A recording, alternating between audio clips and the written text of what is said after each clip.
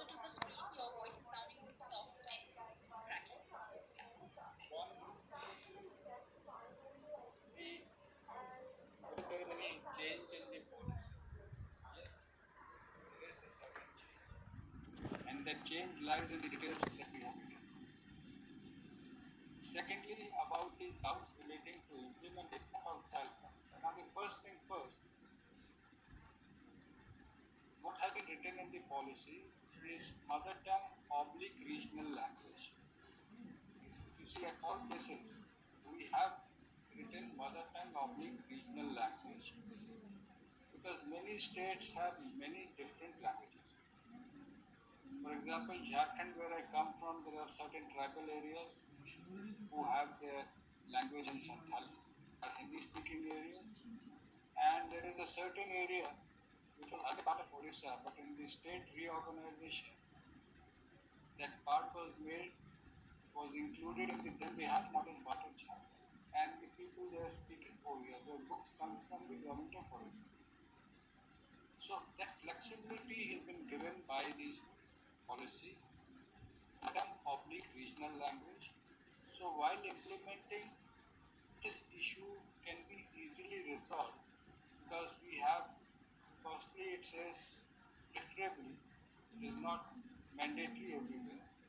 For example, if there is a school in the defense sector, there was a lot of discussion on this point. If there is a school in the defense sector and the defense personnel keep moving, there is a school in the army cantonment, defense personnel are moving, then we cannot have the local language there because it may create difficulty to the personnel who are moving from, I mean, the entire unit shift from one place to another.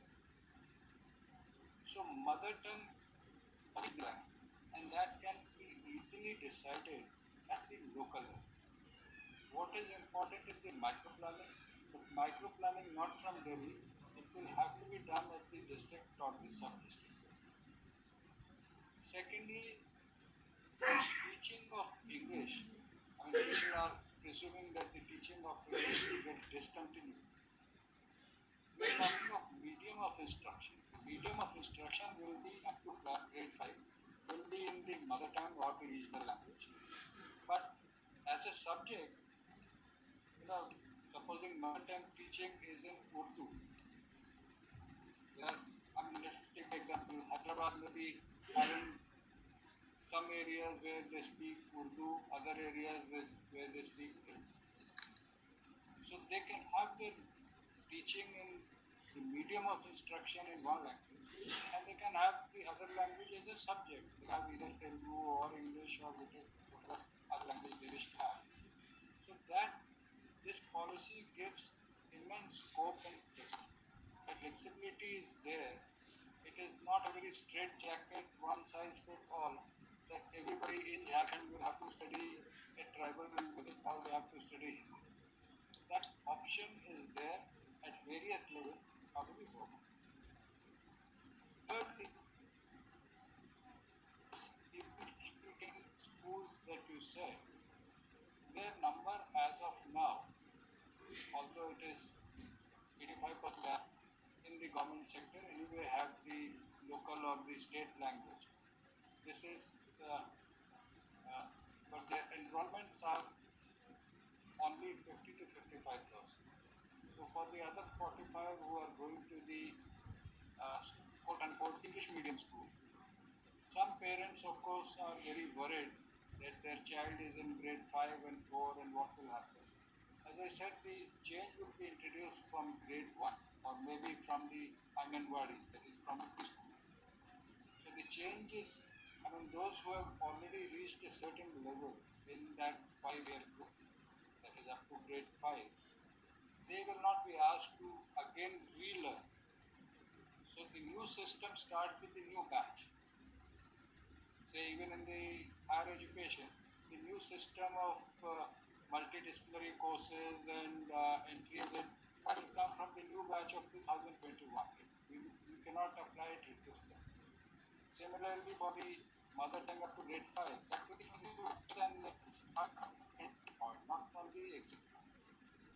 So, sir, so that I've understood this properly, you're saying that the change will be gradual judgeable. So even for English medium schools, if they are asked to teach students in their mother tongue, that change would be introduced from class 1 and say not from class 2, 3 and 4. But you're saying that English medium schools would be would this again be compulsory, sir, or could you just elaborate on that? Even if the change comes in at class 1, what would be the nature of this instruction? Would it be compulsory or would they be encouraged to do this?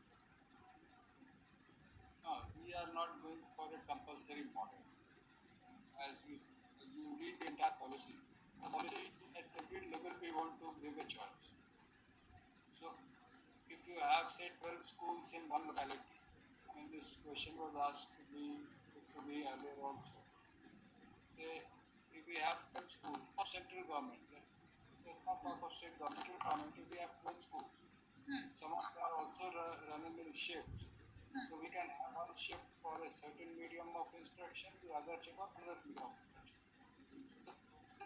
So it is easily worked out so that it does not become a burden on any parent or any student. After all, the entire focus of the policy is to give more choice, not to reduce their choices. So, sir, for instance, what about Kendriya Vidyalayas, which are run by the ministry? As of now, they're not teaching in the mother tongue. So, would you all introduce this in Kendriya Vidyalayas starting from class 1? And if yes, when does that happen? Those details will have to be worked out. But as I said, many towns have many kindred. So it will not be very difficult to have one of them having the regional language, another one having, say, English. Moreover, it is only up to grade 5. We are talking of, say, what in our parlance we call it the TTs, the trained graduate teachers. This policy says that up to grade 5, preferably up to, possible up to grade 5 or up to grade 8. So up to grade 5, it is not very difficult to bring this change. It looks difficult if you see from Delhi that you have some lakhs of schools, almost 1 crore teachers. So it looks very difficult from here. But if you look from the level below, say at the district level, it can be planned up. Like if you see election machinery from Delhi, it's an enormous task. Like almost 20 crore people who are enrolled as voters, it is mind-boggling.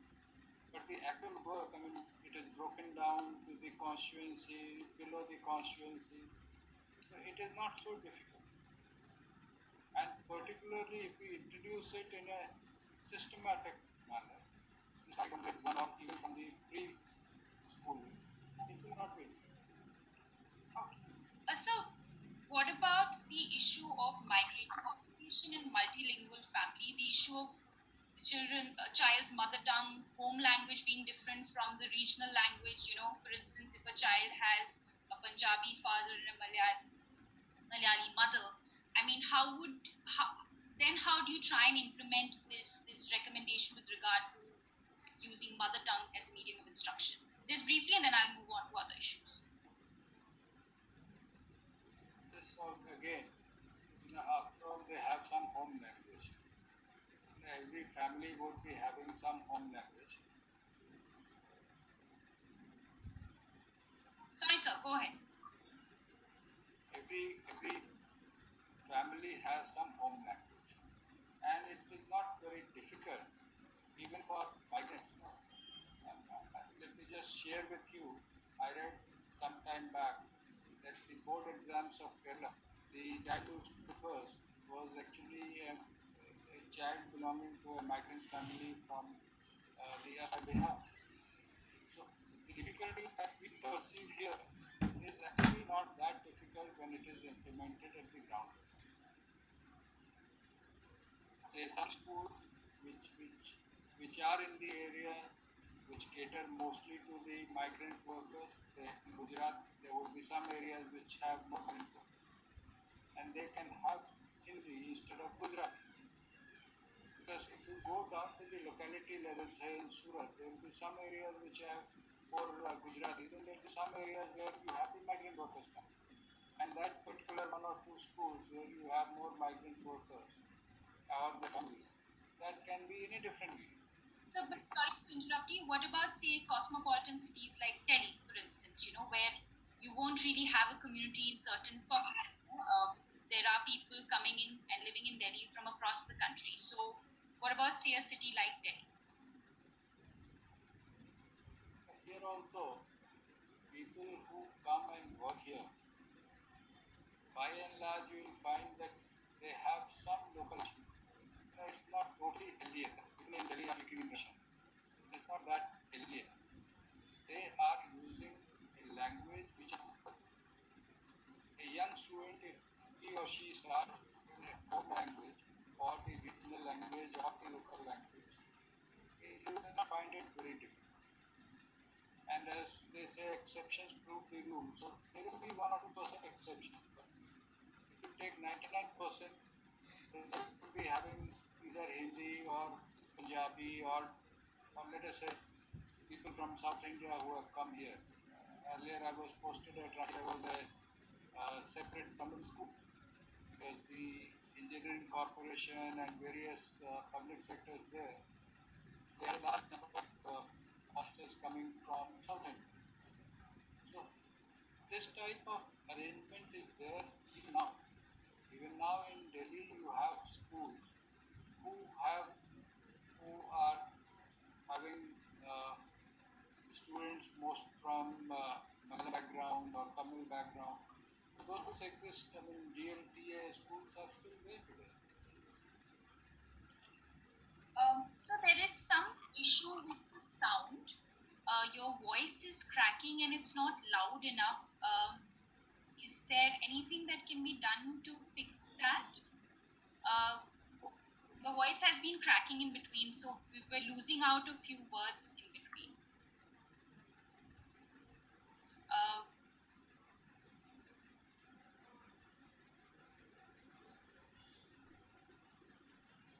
so we'll just try and fix this because I believe audience members have not been able to catch, sort of like I mentioned, a few words seem to have dropped out. So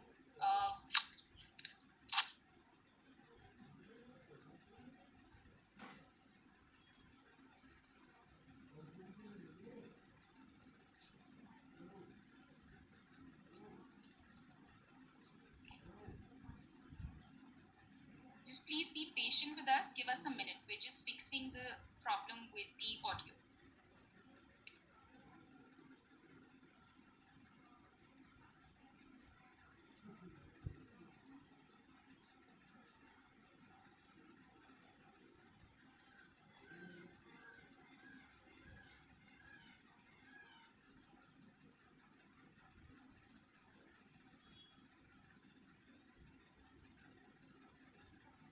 So one request though, if you can sort of pull,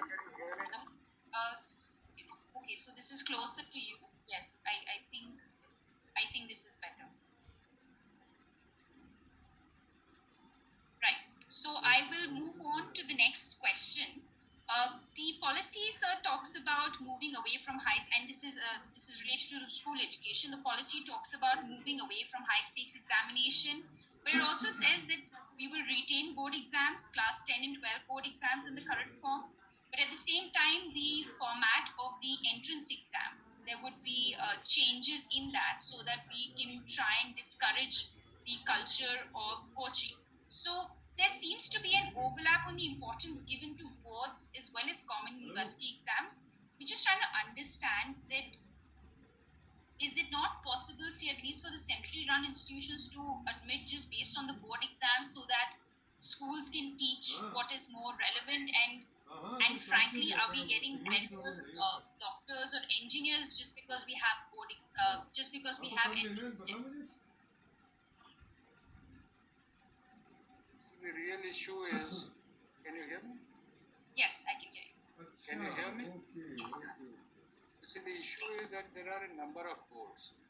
So the equivalence of say CBSE with ICSE with say the UP board and Maharashtra board and say Tamil Nadu board, that is the difficulty. हाँ तो फिर वो if the बाकी चीज नहीं admissions होगा are ना फिर based on marks, as they used to happen जो वो शाम हमको 40 to होगी 50 years ago, it was not so difficult. Now with the अबे तो type of competition वही that तो we बोला फिर have, एक दिन कर लेना 2 दिन क्यों the कर रहा difference in the evaluation in the levels and the type of questions which are there in है अच्छा different ठीक है boards, it is not, it is very difficult to ठीक have है वो तो them है बिल्कुल moderated here, and ठीक है therefore it is better to have a congress exam rather than base ourselves on the board exam, because then we again the tendency to have more marks in the board. So everybody will try to give 100 out of 100 if that is the criteria. So these exams should be. What is perhaps more important on what the policy emphasizes, that the evaluation of the assessment, in fact it's not evaluation, it is the assessment, will be 360 degrees. 360 in the sense, the other talents which a child has, say in what we call as extracurricular. So actually we fill up all the marks and then we put one or two sentences that extracurricular, this is good and this is very good, meaning thereby that the other subjects which are there do not have the same importance. So actually there are some subjects which have the mark, which are considered to be important, where you have the best of 4 and best of 5. That is the type of system we have developed. So we are shifting away from that system. Give a holistic progress card to the student, where the other achievements which the child has are equally important. They are part of the progress card. And it also tells the child and the parent that other avenues are open to him or her. To give a concrete example, if it is there that he or she is good in music, right now it will appear only in the extracurricular. What we are planning is that the holistic report card will also have a column about his music abilities, and depending on the choice of the student, he or she in the higher education can study physics along with music. I mean, he can or she can have music as one subject, physics and maths as another two subjects. This flexibility, which does not exist now, is actually leading to a rat race where everybody, every parent, I'm sorry to generalize, but almost every parent, the first question is to the child, marks kitna hai? So okay, 19 by 20. How many of your colleagues, I mean the classmates got 20 out of 20? So okay, 4 of them got 20 out of 20. How many are above you? How many are below you? So marks, marks and marks, as if the entire life is based on marks. If you see the top CEOs, many of them actually did not go to the IITs. They went to other institutions. Many of them did not go to these institutions altogether. So this whole tendency that we have, this fact that we have with marks, we wanted to go. Let the child develop, let the talent develop. They may be doing far better in life compared to what we go by the mark sheets and the marks and only the exams. That is the whole idea. So, in the policy document, the draft which was shared last year for public feedback and the document that we have now, the 2019 draft made a clear commitment with regard to extending the Right to Education Act to cover preschool as well as high school. This document does not make sort of a clear cut commitment. So, if you can just elaborate, let us know what the government's intention is as far as extending RT Act is concerned. Government is committed to universalization. Sorry, The sir. document very clearly says, the document very clearly says that we stand committed to universalization up to class 12 and also for preschool. That is also the Sustainable Development Goal, which we have referred in the document, that we are aligning our policy with the SDG. And as you know, India is a signatory to the SDGs and to the Universal Declaration, UN Declaration on SDGs. And therefore, the policy is aligned to the UN Declaration, which talks of universalization. And we are committed, various levels it has been, I mean, in the document we have mentioned that 12 years, 3 years of preschool and 12 years of school, that universalization will be there. And various interventions have been talked about, the KGBVs, the for education of the girl child, the Kasturba Gandhi Vidyalayas, all over will be extended up to grade 12. Other interventions are also mentioned. So that commitment for universalization is there, both for preschool and also for completion of 12 years of school. Um, so we'll move to, before we move to audience questions, I'll just quickly ask you a few questions about higher education. The word multidisciplinary comes up very often in the document, especially in the higher education segment. But we don't know what the document really means by multidisciplinary. Let me, for instance, he talks about phasing out single stream education institutes. He even talks about IITs, that IITs should move towards opening more departments, towards multidisciplinarity. So, for instance, I mean, right now the IITs are doing that. IIT Delhi, for instance, has a School of Public Policy. IIT Kharagpur has a School of Medicine. But when we are saying multidisciplinarity, are we saying that these institutes will continue to admit students for engineering programs, and those engineering programs itself will be multidisciplinary, or maybe 10-15 years down the line can students actually admission, say, in a humanities 4-year multidisciplinary program in an IIT? If you can maybe clarify that for our viewers.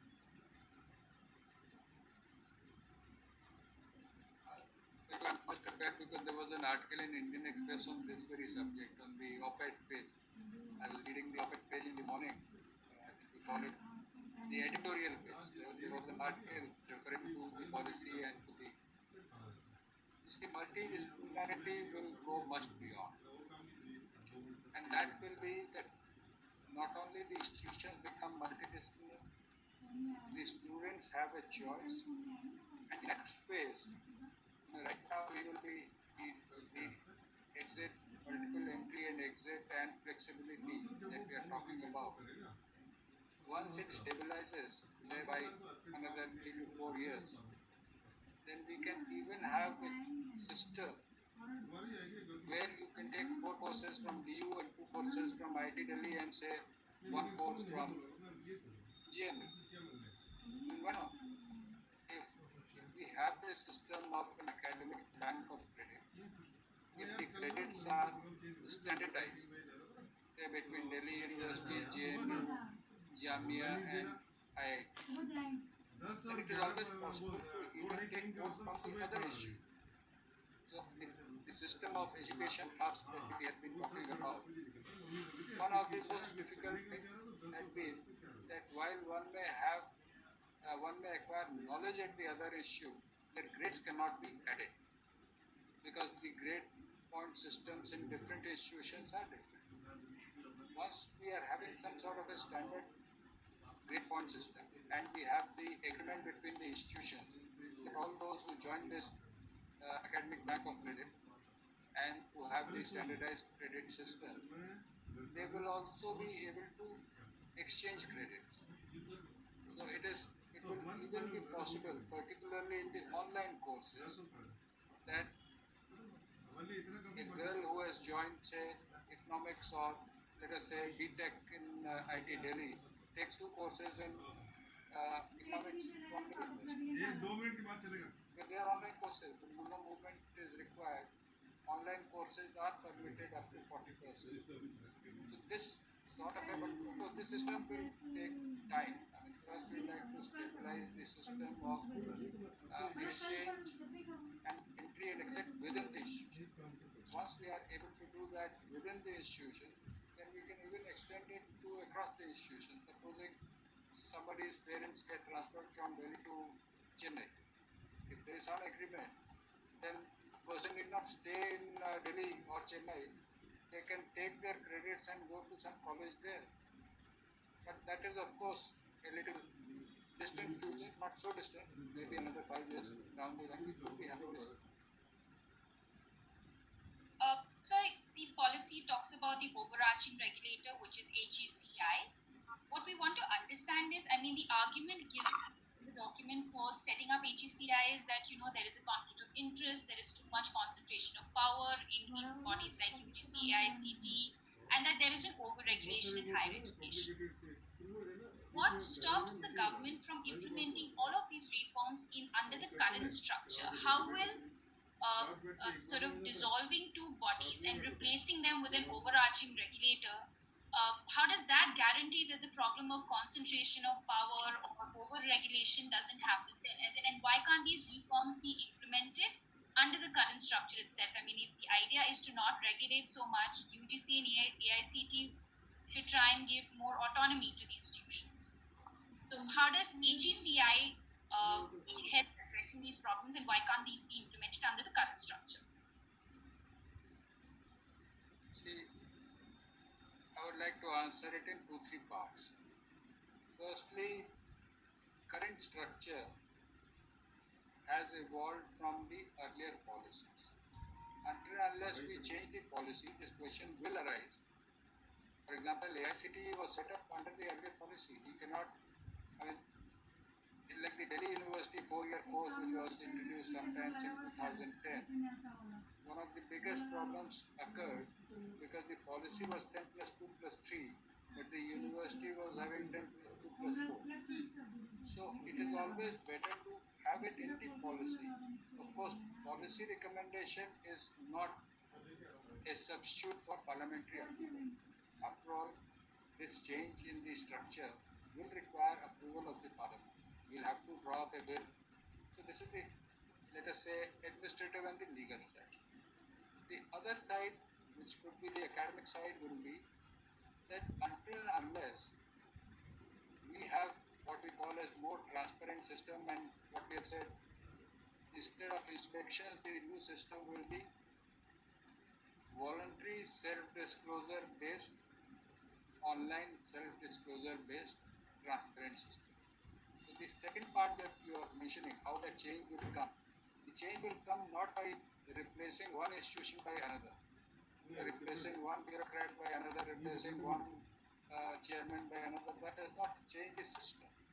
But what the policy has said, that instead of the system of inspections, we will be having online disclosure based system. For example, how many rooms and location and building, etc. With today's technology, it can be easily verified. If the coordinates are given, the photographs are there, we can easily verify down to the, within the room, whether it is properly furnished or not. Even that can be verified. So when the technology is so advanced, we don't need inspector. And the third thing which is happening, that we have different councils, for example, AICT, UGC, we have the National Council of Teachers Education, and we also have the Distance Education Board and the Council. Sometimes they take decisions which may affect the others. So an overarching body, firstly, nobody has to run to 4 different bodies. For example, if there is a university which has a management board, then they require the approval of both the UGC and the AICT. If they also have a 4-year or even a 2-year B.Ed course, they will also require approval from NCT. So it will be far better if all these types of regulations are with one body. Accreditation, which is again in India, we have NAC accreditation for the university and program accreditation by NBA. So if we bring together accreditation at one place, there are 2 different systems having university systems having NAC and the AICT system having NBA. That again can be brought together under the umbrella of the accreditation vertical which has been talked about. And then you have the General Education Council, and finally the funding, because different councils, particularly AICT and UGC, are funding institutions in different ways. What we are planning is that there could be a combined competitive funding, not based on the type of institutions, but based on the outcomes. And that can be done by one body. Within the Higher Education Council, there could be one vertical which could be looking after funding. So these reforms basically they reduce the duplication which is going on, say NAC and NBA. It reduces the regulatory duplication which are going on, that one has to apply to three different bodies for different courses. It also brings together that these are the negatives, but the synergy, the positive synergies which can occur by bringing all together, they are also enormous. So that is why the idea is to have one overarching body with four verticals, but only the act per se, passing of the act does not change. As we have been discussing, and maybe at the end I would like to say that ultimately the mindset has to change. If we have the same type of persons, simply changing the body and changing the nameplate of the in front of the UGC gate will not change it. So we got to change the entire structure. The next step will be change the processes, and the third and most important will be to bring that mindset that we are not the regulators, we are the facilitators. But sir, like you mentioned that one education institutions may have to run to different bodies, for instance, currently. But then, does that, if we are moving towards multidisciplinary institutions and say under one roof you have an institution offering, say, a medical program, a law program, a humanities program, does that problem for such an institution, that problem still persists? Because EGCI, why has law and medicine been kept out of it? Wouldn't that same institution now also have to go to the medical commission, would have to go to the regulatory body for legal education, and then also go to HECI, so that the problem of multiple bodies, wouldn't that still remain? That will still remain, and it is a conscious decision. There's a lot of discussion on मतलब this क्या होता है one. 11 अगस्त अगर अमिताभ का है तो मैं बता रहा हूँ कि चलो तकलीफ Historically, है what has happened is that medical 11 तारीख education की भावना का फिर जून में and the recent Indian Medical Commission which has been formed, that came just before this policy. While we were discussing the policy, the Indian Medical Commission has been established. Now, disturbing, what they are doing is to bring together the different branches of medicine and surgery together. Legal education has developed quite a lot in the last few years. But if you see their model, the national law schools, by and large, everywhere the Chief Justice of the High Court is the Chancellor. And many of these national law schools have Chief Justice of India as a visitor. So, changing that entire structure, because then Higher Education Commission, if we bring these institutions under Higher Education Commission of India, then the Chancellor of the Institute is the Chief Justice of the State High Court. So these issues, the practical issues, we went into all these details. That practically it will not be appropriate to bring these institutions at this stage. But while making the policies, we have said the general education concept that we have will consult other professional bodies. But direct regulation, because they are anyway under the High Court and the visitor is the Honorable Chief Justice of India, that is why we have excluded legal education. We're going to take some audience questions now, sir.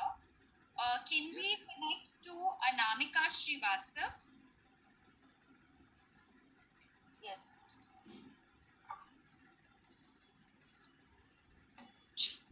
Yes.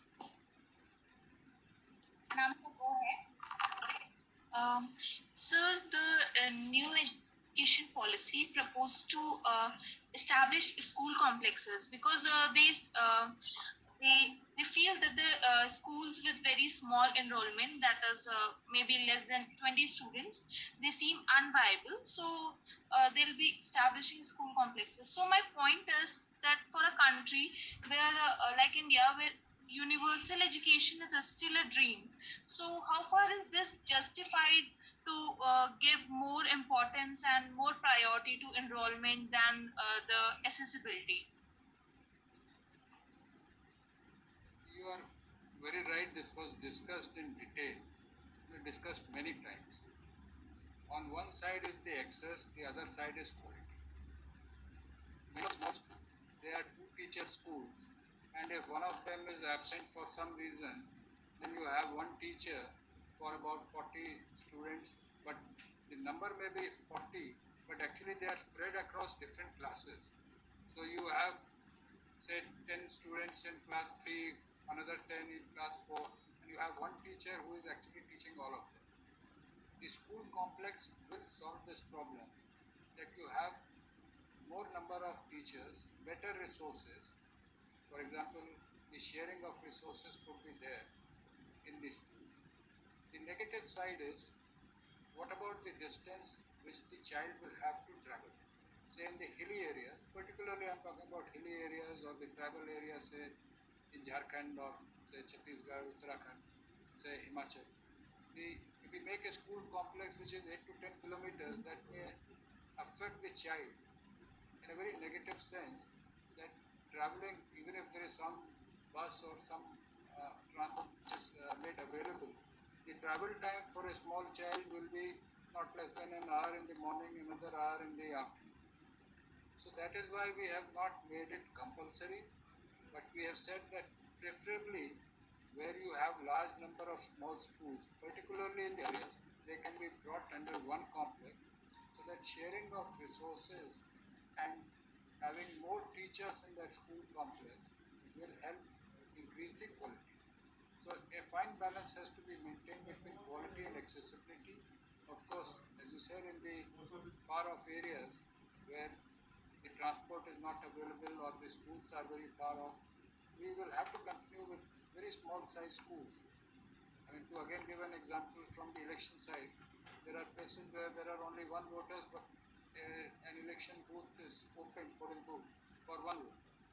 So if there are far off areas, yes, but where it is possible to club the resources, it will be better to have a school complex so that they can share the library or the school ground, the good teacher in science or maths, they can be shared.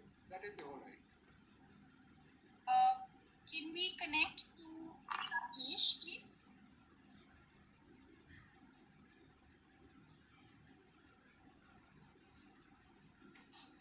Rajesh, please unmute yourself.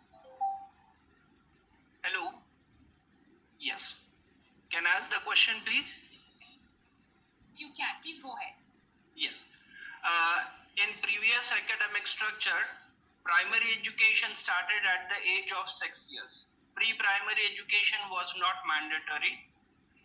In new education policy, foundational education begins at the age of 3 years. If any student miss out pre-primary, will he or she be able to get admitted to standard 1, or at the age of 5 or 6 he has to start again with the pre-primary structure? Thank you very much. A very important question which has been raised, a doubt which is there before many parents. Firstly, it will be because we are talking of universalization of early childhood care and education. Therefore, the attempt will be to enroll all of them at the age 3 itself, either in an Anganwadi or a play school. Different models have been mentioned in the policy. But in case somebody fails to do so, or somebody is not here, I mean, the large number of Indians, they are, say, in Dubai and Gulf, or maybe somebody returns from abroad and they have not done their preschool wherever they were, say in US or Canada, then they don't need to repeat. The policy itself says that through a bridge type of a course, easily they will be, wherever they have to enter, say in grade 1 or grade 2, they will be able to enter. So there is no reason to be worried that children will be made to repeat in case they have not joined the preschool. Can we connect to Arvind Chaturvedi? Yeah, am I audible? Yes, go ahead. Mr. Khare, my question relates to opening up of higher education sector for foreign players. In the existing policy framework, the institutions are allowed for exchange programs of students and faculty, collaborative research, internship, dual degree. All these things are permitted in the existing setup. Now, what is expected distinct advantage in permitting these foreign universities to set up the campuses in India? what cannot be achieved without setting up the campuses? There are two issues. First is we are talking about promoting Indian institutions to set up campuses abroad. If you take 12.7, there are 12.7, it talks in detail that we will be setting up, we'll be promoting Indian institutions to go abroad. Now, because 12.8 says India will be promoted globally as a study destination. So first issue is if we are promoting our institutions to set up campuses abroad, we cannot deny a reciprocal arrangement if a foreign institution wishes to come here. But we have very categorically said that these must be the top 100. We will not be going for low-grade universities to start operating in India and start fleecing the students here just in the name of a foreign university. So that is one. Second is many a times these foreign agreements, particularly with good universities, and we have already mentioned in the policy that those from among the top 100 universities in the world will be facilitated to operate in India. Top 100. So if some of them do come here, and we are talking of top 100, not even the ordinary ones, and incidentally, as of now, we are not in top 100. So this will definitely improve our ranking, because rankings which are there by the international bodies like Times or QS, they have a very significant component of international students and faculty. Having these campuses here of the top universities collaborating with our universities or as a standalone campus will definitely improve the system.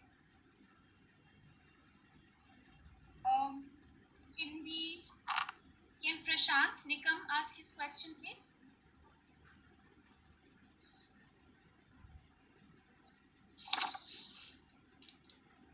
Is Prashant there? Prashant, can you My question is this. Yes, please. Yes, ma'am. Hello. a little louder, please? It has been mentioned in policy, scheduled tribe students' decline in enrollment in higher education is steeper. So it has also been mentioned to make a special mechanism. So what would be a special mechanism for tribal community students to improve enrollment in higher education? Yes, sir. Thank you. Thank you. It's a very, very important question. And since I have worked for long, many years in Jharkhand, which is a predominantly tribal area, and if you are aware, the present Minister of Tribal Affairs, Arjun Mundaji, is also from the same state. This has attracted our attention. Firstly, to have special mechanisms like Eklavya School. You know, the problem is at all levels, at the school level, at the higher education level. So have special arrangement for school, that is one. The second and perhaps more important is this policy talks of special education zones. What it is that there are certain pockets, even the state may be developed. I don't know if Mr. Nikam is from Maharashtra, but I'll give an example from Maharashtra. That while Mumbai and Pune may be very high in the education rankings, they have one of the finest institutions in Pune and Mumbai. Gadchiroli may be lagging behind. So Gadchiroli will then be declared as a special education zone so that focused attention and focused financial resources could be pulled in there. Otherwise, the state as such will appear to be very well developed. But the areas which are underdeveloped, and mostly they are the tribal areas, they will come under the special education zone. So individual interventions through schools and scholarships, and also the regional interventions by declaring SEZs. Aurea Fernandez, is she here? Yes. Hi, go ahead, ask your question. Aurea, please unmute yourself.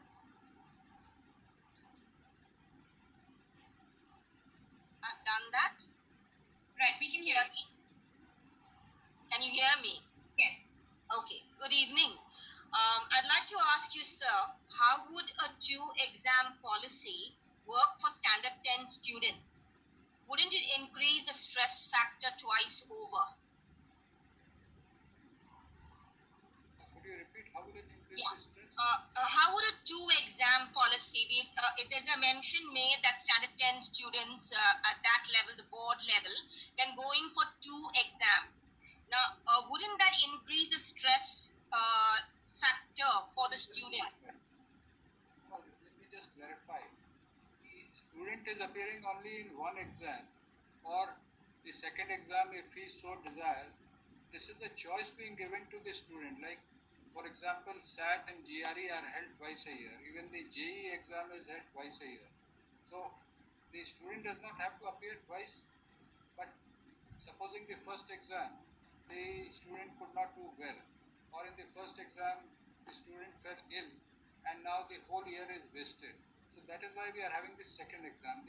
Instead of having the present system of compartmental type of exam, the student is being given a choice. If for any reason I could not appear in the summer exam, then I have the choice of appearing in the winter exam. So the student, there is no extra burden, rather a choice is being given, because many times it so happens that the students are not well or for some family reasons they are not able to appear. That is the choice being given extended to the students.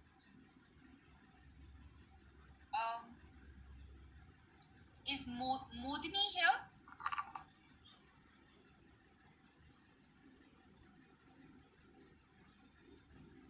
Is Modini here? Hello. Hi, yes. Am I audible? Yes, you are. Okay. Good evening, Kare sir.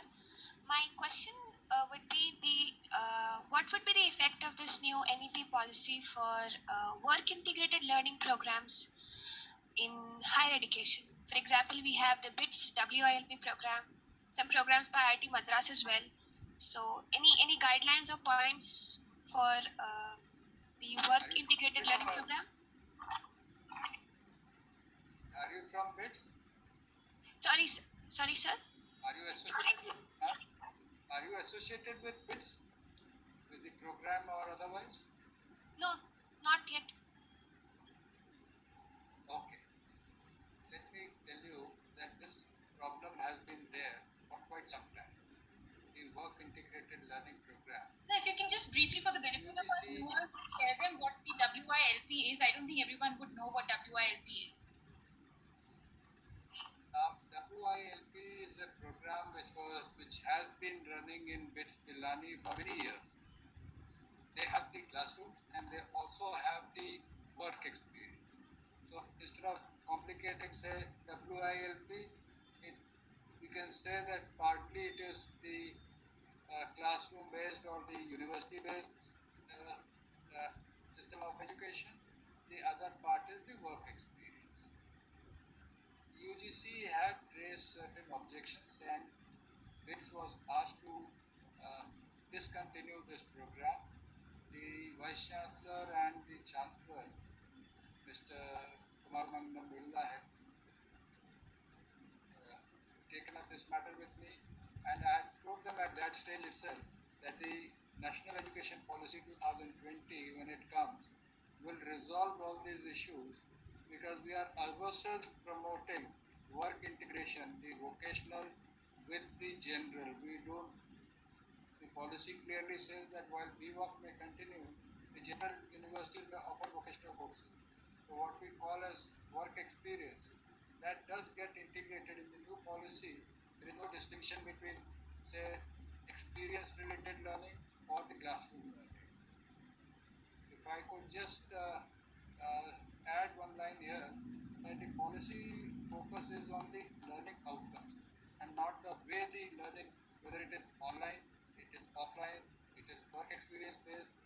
If the student has learned, then there is no issue in grant of degree just because the student was not in the class or the student was taking online courses. Those distinctions will not be there in the new system that we are taking. And for BITS Pilani, from this year itself, that work integrated learning program will be allowed. Excuse me, can I have a follow-up question? Can you make it quick, please? We have a few more listeners lined up. Okay, it's a short one.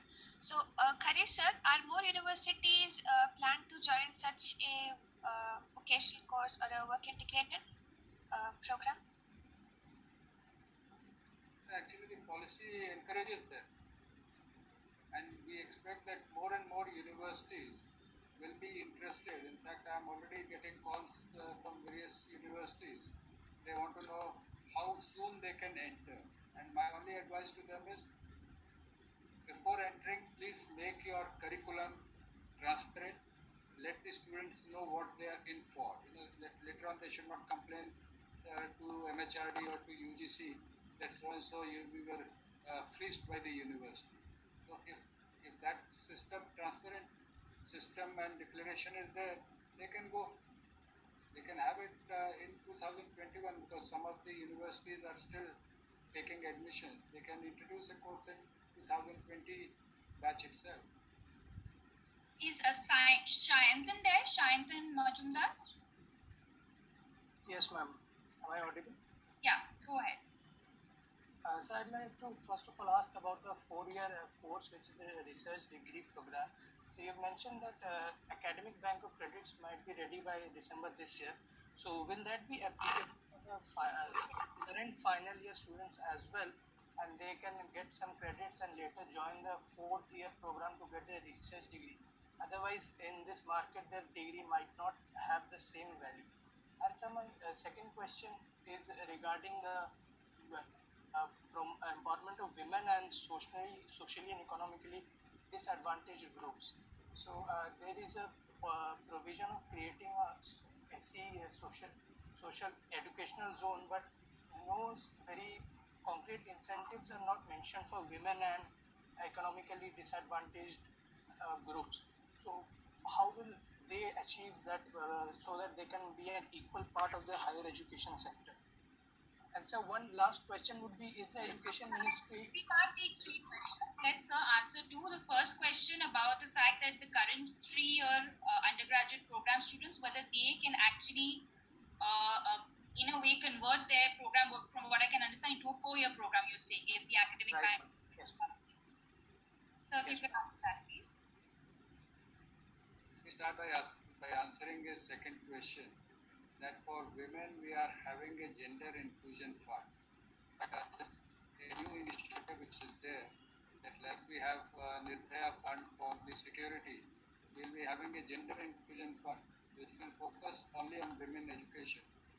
Although I would also like to mention that as on date, in higher education, the enrollment of women is 0.1% higher. So it is high. But where do we lack is that they are not in the leadership position, they are not in the professional courses. So while their enrollment is now not only at par, it is slightly higher than men, they are mostly in the so-called traditional courses, and we would like to encourage them to go for professional courses, and those who are already there in the system to go for the leadership roles. For example, very few women directors or that is, it's a lacuna in the system which we need to correct. And the gender inclusion fund will go a long way in correcting some of the imbalances. For the other groups also, it has been mentioned that with the help of concerned ministries, because the ministries are also there, the Ministry of Social Justice, Ministry of Tribal Affairs, and the Department of Disability Affairs, we will be taking up special program to improve upon the enrollment of the focus group. But the focus groups have been clearly mentioned. Now coming to the credit bank, that after testing we will start from the first of the ITs. Those who participate. But what we propose is to have a separate DigiLocker type of a system for other graduates. There will be graduates who wish to keep their documents in a DigiLocker. That we will make arrangements. Already we have a National Academic Depository. We can have them deposit there. But we wish to go in a systematic manner, starting from the first semester, because the first semester of those who get admitted this year in the institution, that results will come sometimes in February because the semester itself is delayed by about 3 months. So the semester will end around January end or February. By that time, the academic bank of credit will be able to take care of the first semester. And then we keep on adding up to the second semester, third semester, and fourth. And sir, if a student, as far as the new high disciplinary 4-year course is concerned, you're saying that only students who seek admission in the first year would be able to, I mean, this is a course that you start afresh, right? You cannot. As of now, the 4-year course will have to be designed. Are not every. Let me clarify that adding 1 year to 3 years is not a 4-year course. Right. A 4-year integrated course that we have for engineering or even for say the BSc or BA LLB. Those 4-year courses are integrated courses. It's not an add-on that after 3 years you add one, so it becomes 4 years. Okay, all right. Is Rahul there?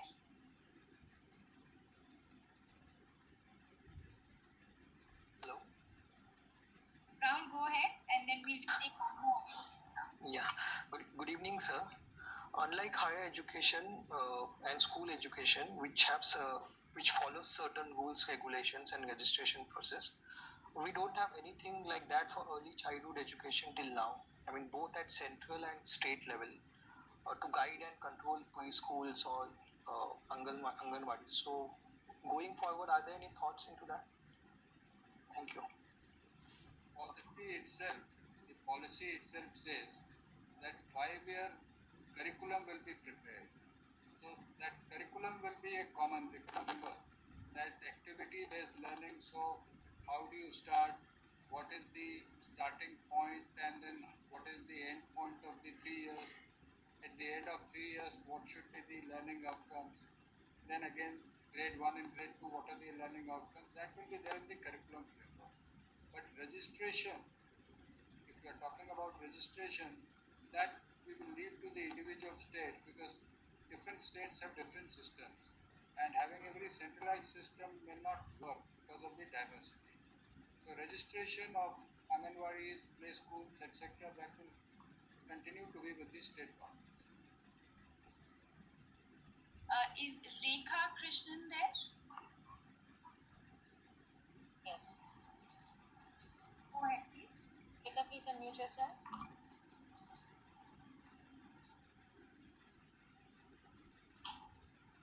Good evening, Mr. Khare. My question is about the 5 plus 3 plus 3 plus 5, 4 system that you have introduced. I just want to understand, why are we clubbing the first 5 years of children's education as 5? Because you have mentioned that the first 3 years the children will be in the Anganwadi system, and then the 2 years, that is class 1 and 2, they will be in the formal school system. So shouldn't it be 3 plus 2 plus 3 plus 3 plus 4? This was discussed at length with Dr. Kasturi Rangan, who had also organized various discussions with NIMANS and very well-known experts in this field. The development, according to the entire group, the development of the neurons occurs in the children at this stage, from up to the 8 years age. And that is the stage where we need to intervene instead of having all types of coaching programs and advanced tutorials and tuitions at grade 8 and 10. The is required from early stages, and the foundational learning of 5 years is what he has recommended. Now this 5 years will have a common curriculum. This 3 years in Anganwadi and 2 years in school. That is the administrative aid. If I could explain it in simple words, the curriculum or the academic side is for 5 years, so that there is a continuity, there is no discontinuity between what is being learnt in the Anganwadi and what is being learnt in the school. They are all in one continuum for 5 years. This is on the academic side. But on the administrative side, the younger children, because there are so many issues, if those of friends who are from the education sector, they would appreciate that bringing very young children to schools schools directly has its own problems and challenges, security, and all the issues which are there for school children and for very small children. So we will like to have the administrative side, 3 years in the play school or in the Anganwadi, 2 years grade 1 and 2 in the what we call as the primary school. But the academic curriculum will be common right from age 3 up to the time the child enters grade 2 plus. So the calendar, the academic curriculum would be common, but the administrative system will be different. So, it is not 3 plus 2. It is 3, it is total 5 common curriculum, then 3, that is what they have called as preparatory stage. In fact, we'll give that to Indian Express, maybe you can publicize it more. They have called the first 5 years as foundational, the next 3 years as preparatory, the next 3 they call as middle, and 4 they call as secondary. So the grading is not as per age alone or class alone. They have a scientific reason that foundational, preparatory, middle, and then secondary. Yeah. So that's the audience questions. So I just have 2 more. If you can please spare 5 more minutes. So the document talks about phasing out of the affiliation system, where a university ends up affiliating hundreds of colleges, and it talks about phasing that out. But in the same breath, it also says that the affiliating university is responsible for mentoring these affiliated colleges so that kind of they achieve minimum benchmarks. Just 2 quick questions related to that. A, the state universities are already overburdened. Are we expecting too much from them by asking them to before the disaffiliation process happens, that you try and mentor them? And secondly, state universities are also very underfunded. So I'm presuming, and a lot of people also say that the affiliation fee actually makes up a part of its funds. It helps the funding bit. So would the disaffiliation process, how do you expect the state universities to make up for the funds lost after disaffiliating universities? These questions.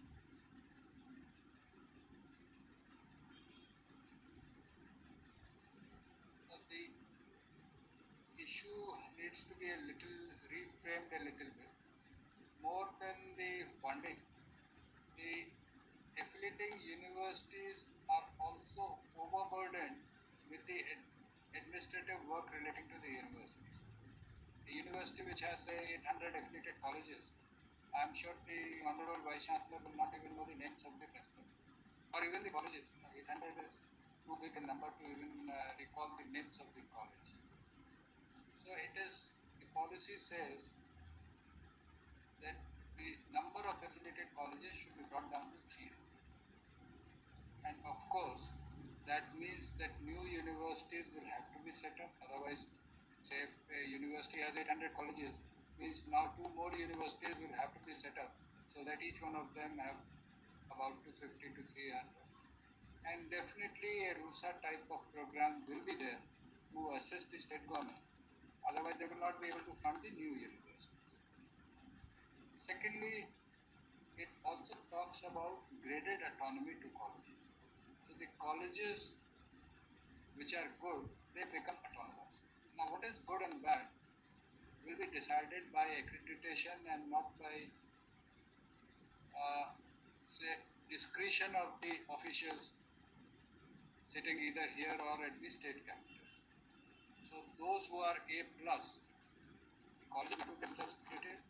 Those who are A plus, they will be granted certain autonomy of granting degrees and also formulating their courses, having their own finances. Those who are A, they would be having lesser autonomy, and below that, they will have to work hard, and they will continue with the university as an affiliated college. Because if we discontinue the system, there will be a major issue of the students, because there are a huge number of students who are enrolled in this affiliated colleges. So that is why they will be phased out over 15 years. Phasing out means some of them which are really good, they become degree granting autonomous colleges. Others, they continue for the time being with the universities, and we increase the number of universities so that the number of colleges affiliated with each university comes down. So a lot is being read into the fact that the 2019 report of the Kasturirangan Committee and the final policy document, the 2019 report spoke about student participation. There was a provision on setting up systems and mechanisms to enable students to participate in, say, the institutional process of the university. That seems to have been dropped from the final policy document. A lot is being read into that. I mean, student participation is being described as, participation in cultural activities. But a lot of this is being read as, it seems a little discouraging for student politics. So if you can just elaborate on that, as in why was that dropped from the final policy document? If I remember correctly, you are referring to 12.09 and 12.10 of the policy, of the present policy. 12.09 is student activity and 12.10 is about student financing. So there is this one subheading which says student participation. Yes, that is 12. Right. So under that, there was initial provision on student participation in institutional processes, which is no longer there in the final document. Student activity and participation, that is 12.9 and 12.10. Right. Now, many people are comparing the draft, which was running into more than 200 pages, with the final policy, which runs into about 27 chapters, and the total of pages is 68. And comparing them and saying that this has been dropped and that has been dropped. Of course, some of the items have been paraphrased. They have been paraphrased. They do appear as if some particular foreign language has been dropped, some particular participation in politics has been dropped. As far as student unions are concerned, if I recall correctly, the Lindo committee had made recommendations and there is an order of the Honorable Supreme Court. So, whether it is mentioned specifically about student politics or not mentioned, it does not make any difference. So, much is being read in the reduction from a 200-page document to a 68-page document. But the spirit of the document is exactly what Dr. Kasturirangan had written. In fact, he had said yesterday in his speech just before the Honorable Prime Minister that he is so very happy that the spirit of what he wanted in the policy is reflected here in the document. And along with other members, because all members have also accepted, and this document, the final document, was discussed with them. Let me just clarify.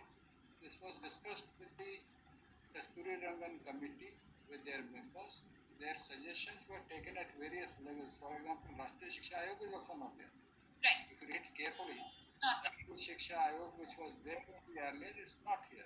The Indian education. We have made the education service. Let me clarify. Indian Education Service, an idea of TSR Subramanian Committee, Dr. Kasturirangan and the other members. They were very clear that in the present setup of center and state, it is better to empower the states rather than have one more All India service. So this was the view which finally emerged, that having more All India service will lead to more bureaucratization and centralization. So it is better not to have the Indian Education Service. And all the states, and instead of a Rashtriya Shiksha Ayog, we have, it was agreed in discussion with Dr. Kasturirangan and all members that we will be strengthening the KA, which is the existing arrangement, but KA meets on and off, does not have any permanent secretariat. It is more like an advisory body. So that KA is to be strengthened. That has been clearly mentioned in the policy. From the larger document to the shorter document, I would say is that this has been made in consultation with the committee. And just to clarify, is this the last question or you have something more? I have one more question, but sir, go ahead. Okay, you have your question, then I'll clarify. Okay. Or maybe I can do it now. That Go ahead. they are saying that the key person, I mean, what I saw in the key person behind the policy, I'm not the key person is Dr. Kasturiran. The entire policy and discussion, of course, I'm the coordinator between the government and Dr. Kasturiran and the members. But the key person who actually drafted the policy is Dr. Kasturiran. So the opposition, there has been one criticism from the opposition parties that this document should have been discussed once in it doesn't require the nod of the parliament, but this should have been discussed once in parliament, and then this should have been passed by the cabinet. Your response to that, and this is the last question, sir. As far as the party and opposition party are concerned, I don't belong to either of them. So as a professional civil servant, we have nothing to do with politics.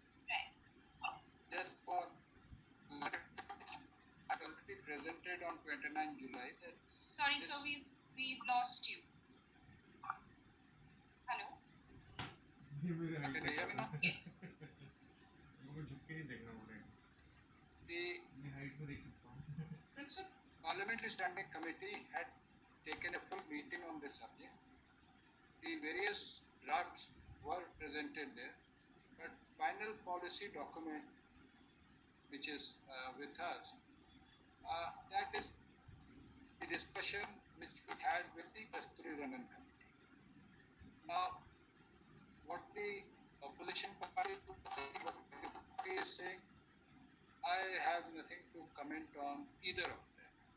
So, as a professional, I think I need not and should not actually comment on this. All right. Thank you so much, sir. That's all the time we have. Thank you for sparing an extra 20 minutes, actually. We really appreciate this. This was a pretty fruitful discussion. Thank you again, sir. Thank you so much. Thank you very much. All the young people like you would be there to see how this policy transforms the entire country. Because 21st century will be a knowledge society.